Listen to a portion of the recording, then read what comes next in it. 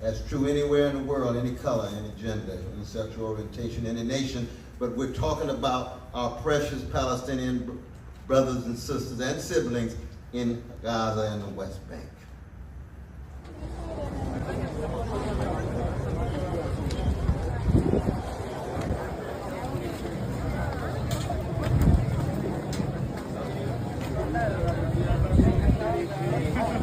Well, as you guys can obviously see by looking at what's being shown to you guys here in the B-roll footage, the festivities have already begun at the 2024 Democratic National Convention, which, by the way, is obviously very familiar to another DNC, 1968. But once again, though, I'm not going to come here and replay those clips for you guys. Instead, link it in the description box because of the possibility of copyright. History Channel is bad about it. Roughly 2 minutes and 16-second long clip that you find when you actually look into it. However, this type of chaos tends to follow the left. As a matter of fact, there's actually this one bit that you guys are going to see here in a second where they actually tore down the barrier, or at least they tore down the first part of the overall barrier, because they have several walls in the actual entrenched area outside where they're actually protesting at, because they're not allowed to protest in front of the United Center. They've had several, and I mean several, lawsuits to try to get that fixed. But as you guys can obviously see, it doesn't really matter to these people as far as what these people are going to do. However, the reason why I'm making this video, as you guys basically saw in the thumbnail, you see in the title, is to ask the question, will this particular Democratic National Convention change anybody's minds? Now, before we get started, I want to go ahead and say this, okay? In the earlier video that I did on this topic, that was the 12 o'clock video that was released on Monday. By the way, this video right here is being made on Monday night to be released at 12 o'clock on Tuesday. And of course, there's going to be a follow-up to this one on Wednesday, because I'm going to be following this very, very closely, because I have a feeling there's a lot of chaos that's going to happen. As you guys can already see, it's already getting started. I talked about the possibility of riots, and I talked about how bad it could possibly get. Well, one of those said clips that I was showing you guys was a bit from the Timcast segment that he had at 10 o'clock on Monday morning, where he spoke about the possibility of riots, especially in the area of Chicago where they're at. I'm going to replay that for you guys so that way you can see exactly how dire this situation is probably going to get. Whole thing at McCormick Place. That just doesn't make sense. They are setting this up for riots and destruction. They are creating maybe the idea was by separating so tremendously, the protesters will be broken apart between those who want to show up to the United Center to protest the actual main event and those who would go to McCormick Place. I got to tell you, you ain't going to be successfully protesting McCormick Place. It's off Lakeshore Drive. You're not standing anywhere. Now, Lakeside Path right here. But I don't know how you're going to honestly protest McCormick Place. All I'm really saying is there's going to be riots in this whole area. This is crazy. So here's Navy Pier. Where's the loop at? So here's Grant Park. So we're like somewhere over here. I just think this is nuts. I don't know. I kind of feel like it was intentionally set up in such a way that will maximize the effectiveness of the riots, creating a massive disruption zone, forcing people to drive ridiculous lengths to avoid the chaos, jamming up the DNC and causing problems for them. That doesn't make sense to me, though. The Navy Pier area. There's also a lot of residential areas that are going to be housing a lot of these people who are there to protest the Free Palestine crowd. By the way, I want to go ahead and say this really quick. The Biden team is saying that they got Israel to agree to a ceasefire. And I'm here to tell you guys right now that while that right there may be good, it's probably not going to change anybody's minds, especially in the Free Palestine side, because you guys will see here in a second, they still hold this particular administration that Kamala Harris is attached to responsible for the entire situation. Now, I've already talked about ceasefires and how it is that you should be looking for a treaty rather than a ceasefire. And of course, they're out here talking about a permanent ceasefire, which is really nothing that you can actually agree to, because nothing in this world is permanent. But still, at the same time, though, it just goes to show you exactly how loony these people are. Now, guys, before we really cut into this, make sure you guys please cut on the notifications. Make sure you guys please hit the like button, so that way the YouTube algorithm, it'll send a signal to it. And of course, they'll send up the algorithm and we can actually start to get these videos out, beat the censorship. Also, something else too, make sure you guys go to your phones and cut on the actual notifications, so that way you guys can be notified when these videos come out. One of the things that YouTube does is not notify subscribers. And of course, you guys are being left out on some of the information. But of course, you can always come back the next day or anytime to watch the content. But please make sure you guys are doing that, so that way these videos will in fact go up the algorithm and we can beat the censorship. But back to what I was saying. So you've got these people out here in Union Park, and that's another location where they're set to actually protest. You got people boarding up Chicago. And of course, you've got the agitators themselves who are obviously pissed off and upset about the situation going on in the Middle East. So it's probably not going to change anybody's minds. And not to mention the fact that of the 100 and some odd thousand protesters that are supposed to be there, Antifa is also there as well. And it's already getting out that these people have already started to do what they normally do. Have fist fights with one another. You got the pro-abortion crowd, doesn't really like one crowd, and this crowd over here doesn't like that crowd. You got the black Israelites, they don't like the pro-Israel crowd, but yet then you got the pro-Israel crowd, doesn't like the Free Palestine crowd. Then, of course, you've got the pro-Hamas section of the Free Palestine crowd. You've got all these different crowds, and obviously, as you guys are seeing, it's about to blow up. I mean, I would love to say high school kegger, but I think that high school kegger is kind of nice considering the fact that it is Chirac. It feels like a bomb is about to be let off in that city, and of course, it's probably going to devolve into fistfights and chaos involving the police officers. By the way, I do feel bad for these cops who got to put up with this crap. If you're a cop in Chicago, trust me, I feel your pain. Well, actually, I can never feel your pain, but still, I'm pretty sure you guys know what I'm saying. It's pretty damn bad out there. But to give you an example, or multiple examples of how radical these people are, we need to go ahead and go back to the news clip. So here we go with the first one. It started with a rally that lasted just over an hour at Michigan and Wacker before the group marched their way slowly through the loop to Grant Park with the help of Chicago police guiding the route. All of it remaining peaceful. Traffic, though, sat at a standstill for most of the evening on Michigan Avenue, with spectators on sidewalks taking in the scene. Protesters say they're tired of politicians using abortion and LGBTQ rights as a talking point. They want action. There are so many aspects of being able to raise children and to decide not to have children that the Democrats could do a lot better on. Pro-Palestinian protesters also joining in, demanding a permanent ceasefire in the Israel-Hamas war. They say Vice President Kamala Harris still has work to do to earn their vote. She's not going to take a legitimate stance, and so until we can have Kamala Harris actually come to the table and make a legitimate concession, actually make a legitimate push to get the Arab and Muslim vote, you can't just say cliche things. I played that one in the earlier video that was released at noon on Monday, and of course you can obviously hear the passion of these people's voices. Misplaced, by the way. I mean, obviously I'm on the more pro-Israel side, but still at the same time, I think anybody who supports anybody who loves Hamas, a terrorist organization, or anybody who's sympathy for that, I think you need to get your priorities checked. And also not only your priorities, but also your head checked too. The fact of the matter is this, right? These people are not people that you can negotiate with. I call them professional agitators from time to time because they are there to agitate the cops and other groups. I mean, they may have a side out there that's peaceful, kind of like the hippie movement, but still at the same time, at the end of the day, you're looking at something that's going to remind a lot of people of Kent State. I don't think I need to give any parallels there, but I have a feeling some pretty bad stuff is about to happen at this year's DNC. Just saying, just a hunch. Now, there was this other segment that I had pulled for the previous video. It was roughly 1 minute and 34 seconds. And I played the first 34 seconds of that entire segment, which I'm going to play for you guys again here in a second, give some commentary, and then play the other minute. And then we'll get to the overall point of, does this fire actually change anybody's minds? And why it is these people feel like it does, when in reality it obviously does not. But let's roll this. Vice President Harris, we hear your shift in tone. But I'm here to tell you, your tone will not resurrect the dead. Your tone will not shelter the living. Your tone will not pull bombs out of the sky. Your tone is not enough. Genocide Joe would still be on the ticket if it were not for this movement. Now, that was obviously a lot in 34 seconds. They hold the Biden administration responsible for what's happening in the Middle East. But let me go ahead and say this right now.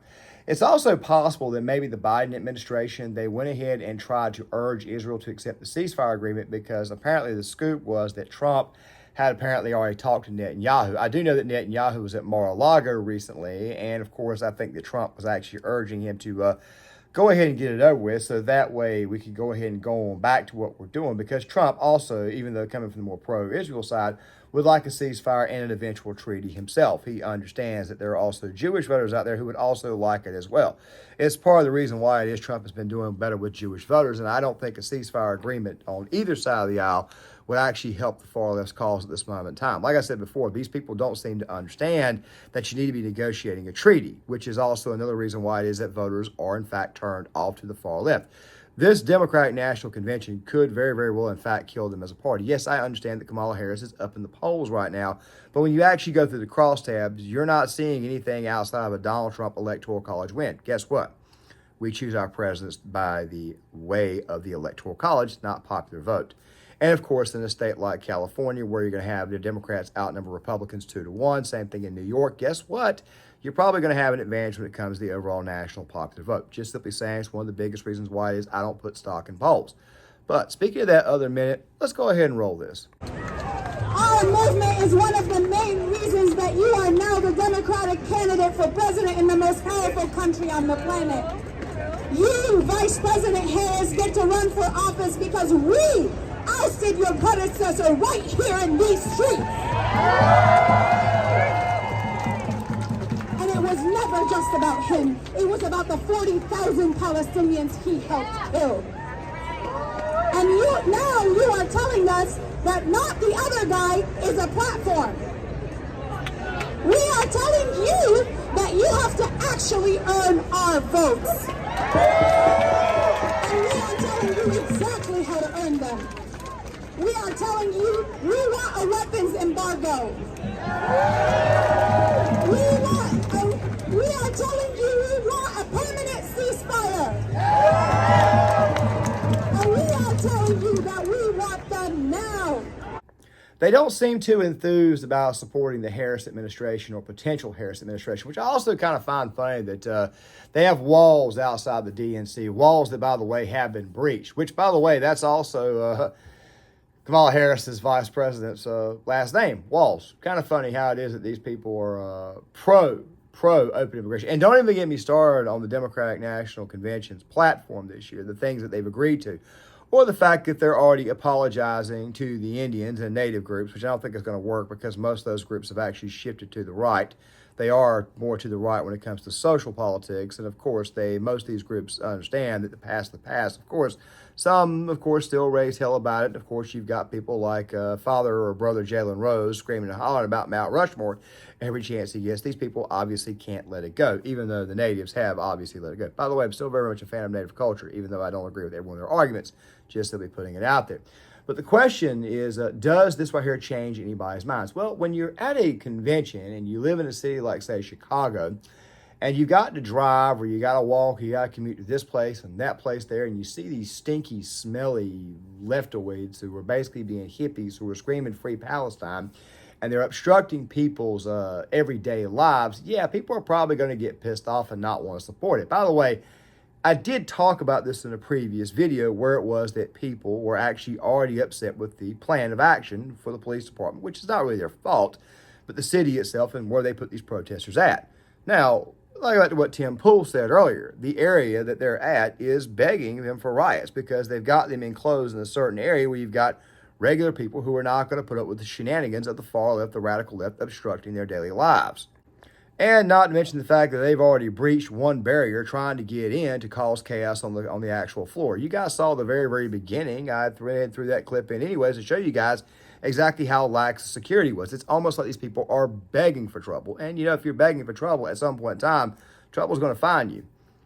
But like I said, like I've been asking, does this convention actually change anybody's minds? With that right there, let's go ahead and get to the Beanie Man. So during the day when he did his segment on this, and there was also a lot of other things that were discussed because I did listen to most of it, he brought up some very interesting stuff, some very interesting points. This video also includes the gene pool as well, which may be a separate video altogether. But let's listen to some of this. I just have to wonder, what have they accomplished? Now, if the goal is ultimately to help Republicans, then, that I get. Because I can tell you about false flags. I can tell you that if Republicans went out acting like leftists causing problems, it would dissuade people from voting for the Democrats and it would dissuade people from supporting the left. These are called false flags. So if all the left does, look, if this guy's legit and these people actually represent the left and this is what they do, they are making Republican voters. There's going to be I would be 100% inclined to agree with you, Tim. I would be 100% inclined to agree with you that the radical left does create Republican voters. And I did do a video on this a while back where I at least talked about the fact that moderate progressives came off as unhinged. If anything, it causes more people to leave the left, but do they actually flip over to the right? Not always the case. A lot of these people just become politically homeless, those who eventually do leave the cult. The thing is this right here, though, about these people. They could create a rage vote for the Republican nominee to get these people out, or they could disengage altogether. If you really and truly want to beat the left long term, basically what you want to do is make them blackpilled and hopeless so that way they don't show up to vote. That's a different topic altogether that we'll discuss at a later date, but let's continue. A middle of the road woman walking down the street, having no idea what's going on, and she's hearing the screaming, she sees the fighting, and she's like, I hate this. They're going to want the cops to come out and shut it down. What I love about this right here is Politico. Protesters paused to reconsider opposing Harris to the DNC. They decided on full steam ahead. There are at least 6 major protests planned during the DNC in Chicago. From the looks of things this weekend, I'm not entirely convinced it will devolve into a murderous romp. My concern was that it would. There's a decent percentage chance. Now I'm seeing maybe not so much. Chicago's a crazy place. There's a lot of heat energy right now. They're calling Joe Genocide Joe, and they're calling Kamala Killer Kamala. So now it's interesting. Okay, let me respond to that by saying this right here. Them calling him Genocide Joe doesn't really mean a whole lot. But still, though, at the same time, as I said before, these people will probably be less inclined to actually physically go out and go vote. I find it funny that Cornel West was out there at the protest, too. If anything, he's going out of his way to get as many votes as he can. And I do think a massive write-in campaign is coming for him. I was listening to Barnes and Barris earlier today, too. And let me just say that Robert Barnes made a very interesting prediction on how the vote was going to go this year. But the fact of the matter is this right here. These people right here are there to sow chaos. It doesn't matter if a ceasefire agreement or a treaty comes down. They're always going to view this administration, which Kamala Harris is a part of, as responsible for what happened. Suggest that Kamala Harris's administration will be anti-Israel and pro-Iran. And I think that's absurd. Kamala Harris and Tim Walz represent the deep state. They're not going to just stop funding Israel. That's never going to happen. Donald Trump represents the right-wing populists for the most part. However, Donald Trump also is not going to stop funding Israel because that's just that's the position to take to get the voting bloc to win in this country. Not to mention AIPAC and support. Trump's not going to back away from that. While Trump does represent right-wing populists to a certain degree, yeah, let's be real. Trump hired Bolton, et cetera, et cetera. And also given the fact that her husband's last name is Imhoff and that he's Jewish, and even if they had taken Josh Shapiro, it wouldn't have mattered which Shapiro is Jewish, but Tim Walz got a very pro-Israel record. The fact of the matter is there's nothing you can do to appease these people. But the question then becomes, does it change the voter's mind that Tim was talking about, the regular woman? Well, more times than not, like the woman walking down the road who's got to deal with this, if anything, she probably just doesn't want to be a part of the left. But you still have to do some work if you're on the right to bring said person over. The truth be told is the vast majority of people in the world don't really like politics anywhere, especially in the United States. I really and truly don't like politics either, and I do have to talk about it. Well, I don't have to talk about it, but I do talk about it, especially when it comes to the ongoing culture that we're in and trying to save the culture. And, of course, as I mentioned before, after this year is over, I'm going to be going back to more pop culture sports takes. I'm already trying to rework those in. People, for the most part, want to disengage from this. They don't want to be involved. But, of course, there is one thing that could happen that could get these people engaged to vote against their movement. And that right there, of course, would be if something like, say, riots and chaos occurred, which it looks to me like it's already happening. But I do want to react to the rest of this. So let's listen to the rest of this. That being said, I don't know why Republicans want to take that line, even if they think it's true. You've got the far left breaking from Democrats. Why would you want to give the Democratic Party voters? You go to these far leftists and say, trust me, Kamala Harris is anti-Israel. And they'll be like, really? They might vote for her then. No. And that's not even correct. They're the deep state party, military industrial complex party. They're going to fund this stuff. That's just the way it's going to go. And this means a portion of the progressive left will not support the Democrats. Okay. Now, I do have a question for all of you, and you can comment, chat, super chat. Serious question. Why do you think it is that the far left doesn't protest the RNC to any strong degree, but they do protest the DNC? That's correct. Harris is never going to stop funding it. Okay, she's going to be disrespectful while she does. A lot of Obama was when it came to Netanyahu. But in the case of Trump, of course, Trump has already let you know where he's at. By the way, you should expect Trump to do this. I mean, he has a son-in-law, Jared Kushner, that's Jewish. He also has his daughter-in-law, who's married to Kushner, who's also converted to Judaism as well. So obviously, he's going to choose the side of Israel. And of course, Trump also has a better overall knowledge of overall geopolitics on the world stage. All this other stuff that Tim said, I think, was just stuff that people, quite frankly, don't really and truly care about, or do people really and truly want to be bothered with. But still, though, at the same time, though, I do think the Beanie Man is bringing up some good points. There are people who will get engaged, especially if their lives are ruined as a result of this. I mean, look, man, part of the reason why it is that Trump got 74 million votes was because of the George Floyd riots. But, of course, at the same time, though, people tend to forget that the riots, or anytime there's riots, it tends to hurt the incumbent party, meaning that Trump was in office, so therefore he was the one that hurt as a result of this. You had COVID, and of course you had an anti-COVID vote, and of course you also had an anti-riot vote. People who wouldn't want to get involved were now getting involved. In the 5 o'clock video, you will also see the exact same thing, which, by the way, I'm putting the thumbnail here so that way you guys can see it now because it comes out at 5 o'clock, that there's a woman in Denver who's seeing what's going on with the migrant situation. Doesn't tell you what her political affiliation is, but of course she doesn't seem to be that well-versed when it comes to politics. As a matter of fact, she calls sanctuary cities sanctioned cities, which, by the way, should tell you right there exactly where she's at when it comes to knowledge on the overall situation. She's looking at what the hell is in front of her. She probably voted for Biden in 2020 to put it into the whole COVID nonsense. But now she's looking at this after 4 years and she's saying, holy crap, I'm going to vote for Trump because under Kamala Harris and Joe Biden, things have gotten way worse. Now, you could see that there happen. And my God, I hope people do wake up. And of course, the 2024 Democratic National Convention could, in fact, force people to actually open their eyes and say these people are batshit crazy. And these are the people that Kamala Harris is, in fact, leaning into. It's a good question. And honestly, to tell you the truth, I think that there should be a psychological evaluation given to all these people. How far it will go, I don't know. But there is one thing that I found very interesting that he talked about there. What he was referencing was the fact that the DNC this year has got Planned Parenthood outside the arena offering up free abortions and free vasectomies. Now, guys, I want to go ahead and say this really quick so that way I don't sound like a complete, total hypocrite. But it is something that has been kicked around with a lot of conservative personalities, and I understand where they're coming from. I've talked about the Democratic Party and the left-leaning base over time not being able to reproduce. Well, why is this the case? Well, you got left-wing men out there who probably weren't going to get laid anyways or getting vasectomies. Now, I understand they can get it reversed, but still, I wouldn't put much faith in that. Why in the world would you cut yourself off from possibly having children? And, of course, you got women who get an abortion as a form of birth control.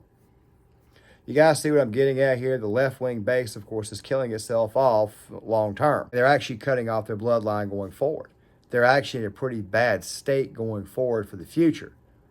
But the thing is this right here. There's some people out there who are actually celebrating this. Now, me, I don't ever celebrate something like this. I mean, if they want to pull themselves out of the gene pool, okay. But still, at the same time, though, we shouldn't just be, I don't know, aborting kids and stuff.